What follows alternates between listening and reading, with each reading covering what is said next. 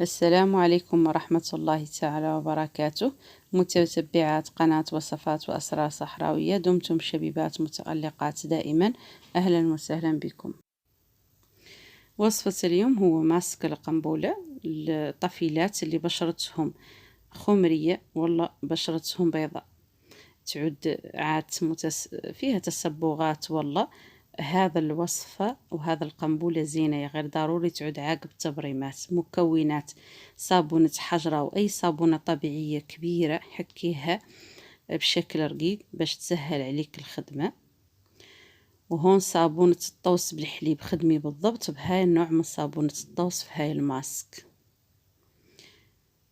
وعندنا هون لتر ونص من عصير اللفت وهذا ومارو اللي نطرح لكم هون في الشاشة. الفيديو اللي تلودوا عليه في القناة فيه الطريقة كيفاش توجدوا هذا المستخلص تخدموا به.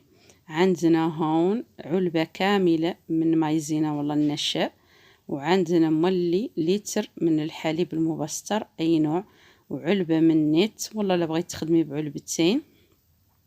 عندنا هون كريم حلاقة الرجال أي نوع خدمي به، غير تعود علبة كبيرة، ولا بغيت تخدمي باثنين مولي روه زين.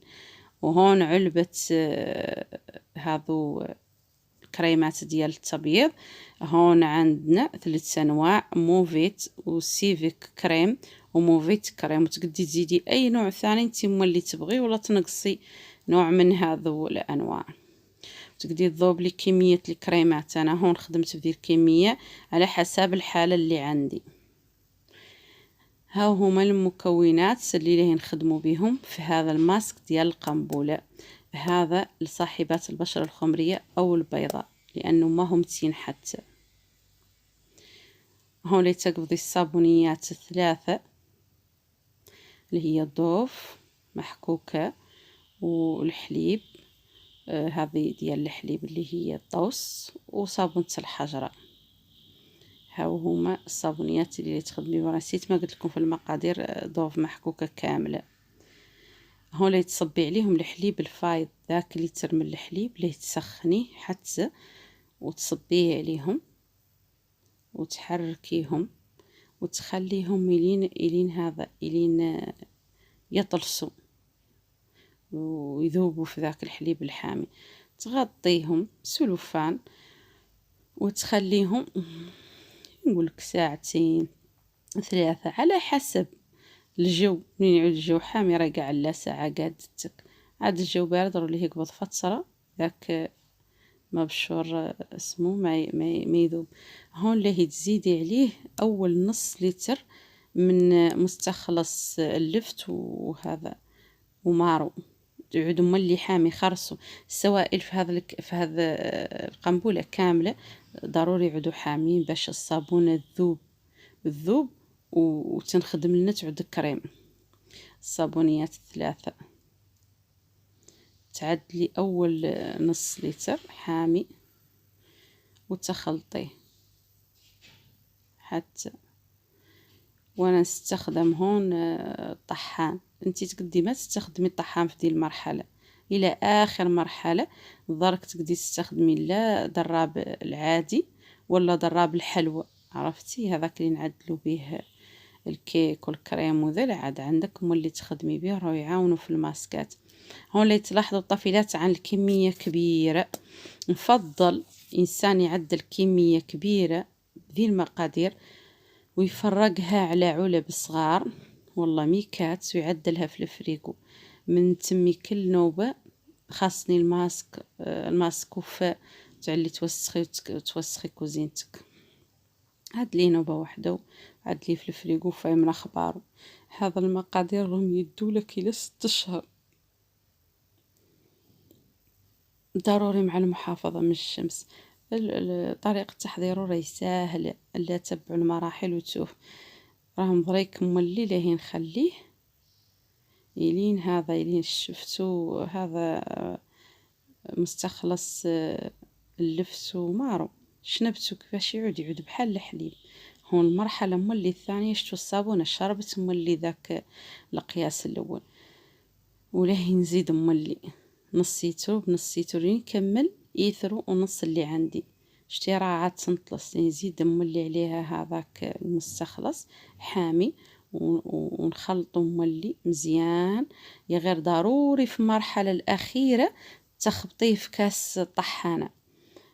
أنا عندي هذا الميكسور زين في الخدمة، هذا يريح وزين، حتى قاع أصلا يكون عند الوحدة في كوزينتها نخدم بيه.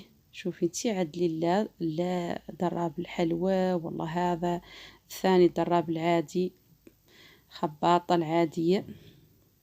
المهم آخر شي طحنيه في الطحانة باش يعود أملس ومقاد ومكوناته كاملة شاربة هذا المسائل ديالها.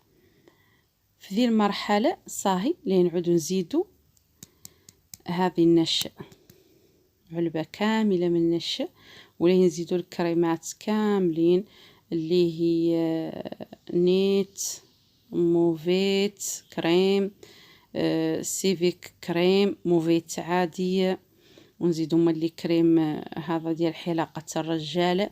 ولكن الحرية عنك تقدي تزيدي 2 من الحاجة إذا بغيتي نتيجة يعني زينة.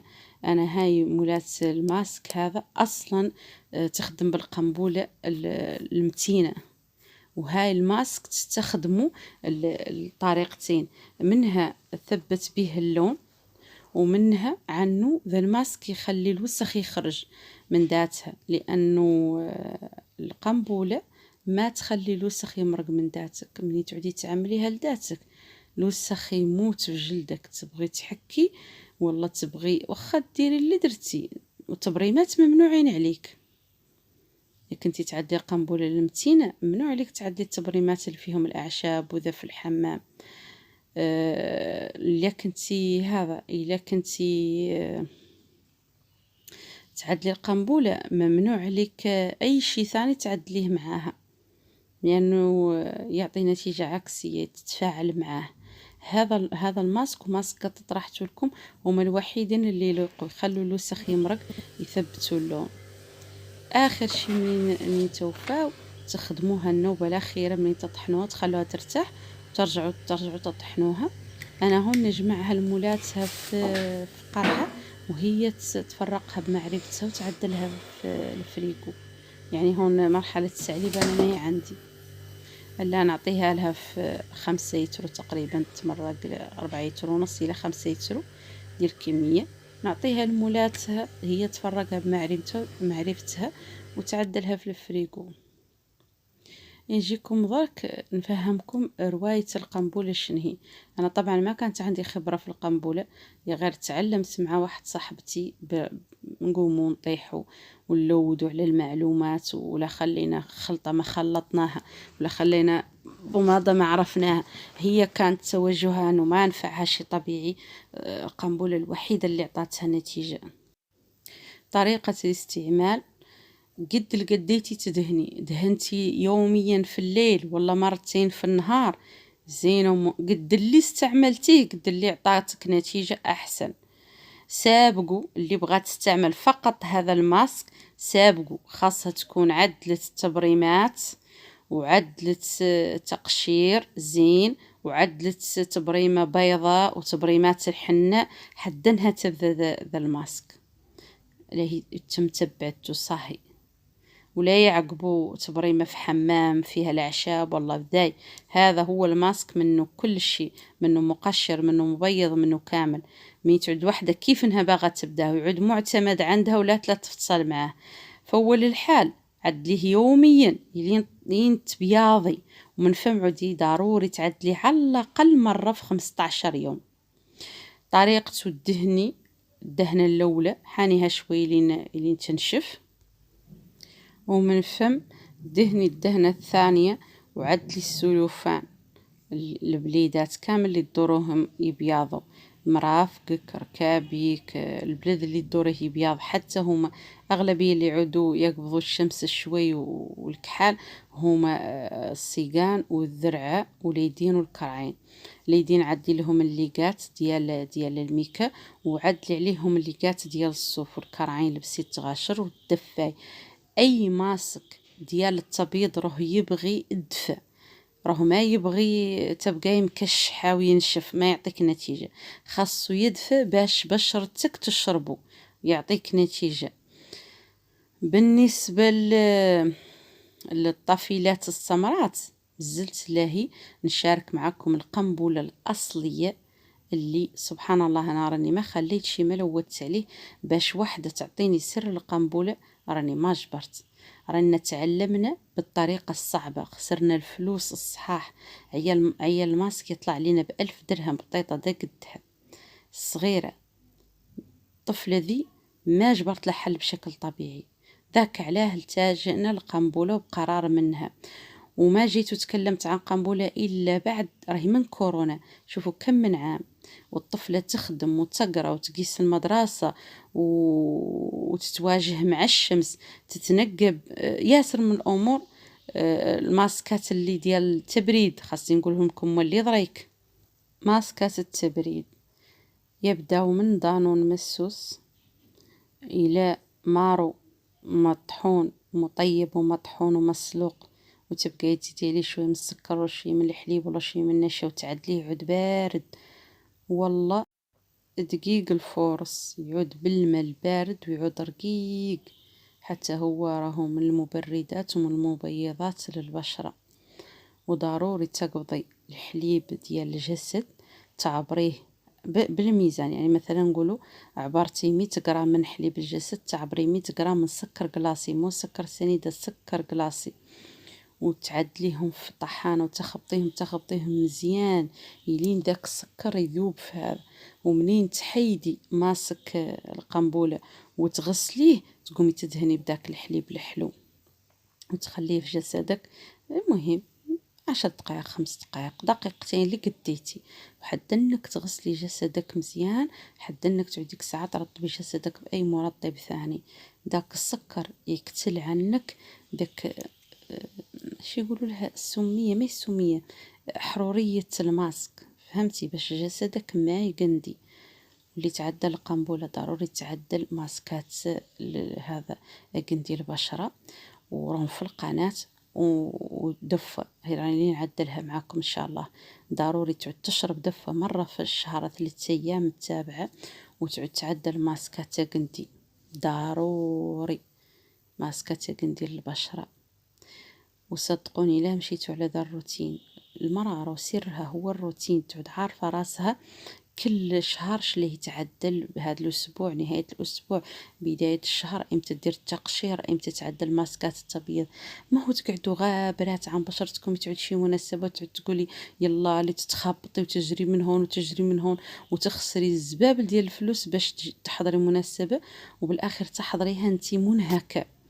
علاه؟ لانه ما كان عندك واحد الريتم ماشي عليه باش مي تجيك مناسبه تحضري وانت مرتاحه. من قد كل شيء الطفيلات راهم وزنوا على ذا اللباس، وزنوا على الزفت، وزنوا على الماسكات، وزنوا على الزغبه، وزنوا على البشره. ذا كامل خاصكم تعود عندكم روتين للشراء اللباس، روتين لانك تطرحي على زر شي الزفت، تطرحي شي عندك وفورة باش ما يجيك عيا وطيحوا علينا 4 مناسبات 3 في الشهر. راهي ميزانية لمعتي موجده لها.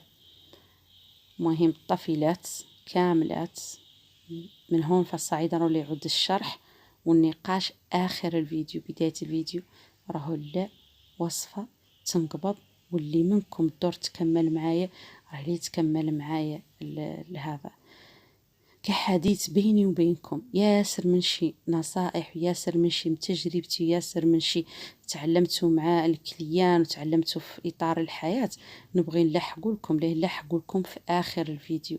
اللي تبغيني وتبغي تسمع كلامي راه اللي تقعدوا تكمل، واللي الدور لا الوصفة نعطيها لها في البداية. وشكرا في كل الحالات أنها دخلت القناة ووثقت فيا وسمعت كلامي. واني بكم كاملات، دمتم شبيبات متألقات دائما. أهلا وسهلا بكم.